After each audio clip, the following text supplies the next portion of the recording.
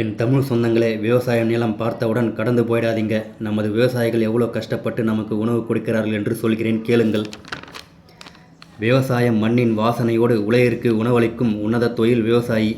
வெயில் மழையும் பாராமல் தன் வேர்வையை நிலத்தில் சிந்தி பச்சை பசேல் என பயிர்களை விளைவித்து பசியினை போக்கும் பூமியின் நாயகன்தான் விவசாயி.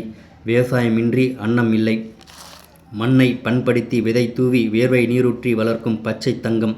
வாடிய பயிரைக் கண்டு மனம் வாடி மழை வேண்டி இயங்கும் உழைவனின் உழைப்பு. விண்ணிற்கு போகும் விஞ்ஞானி ஒரு புறம், மண்ணை காக்கும் மெய்ஞானி விவசாயி. காலை பொழுதில் கறவை மாடு, மதிய பொழுதில் மடை நீர், மாலை பொழுதில் கதிர் அறுப்பு. இதுவே தமிழரின் உயிர் மூச்சு. அன்னம் இடம் கைகளுக்கு 1000 சலாம். விவசாயம் செய்யக்கட்டும், தரணியில் பசி ஒழியட்டும்.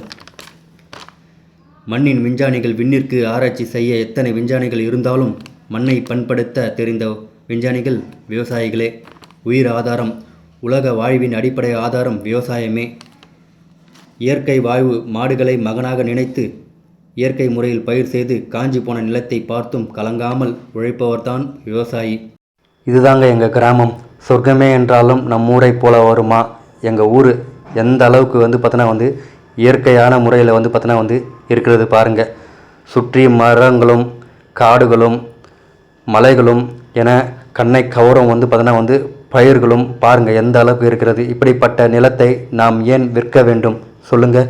விவசாயத்தை நாம் காப்போம், விவசாயிக்கு மதிப்பு கொடுப்போம். நமக்கு சோறு போடும் கடவுள் விவசாயி. விவசாயிக்கு நம்ம மதிப்பு கொடுப்போம்.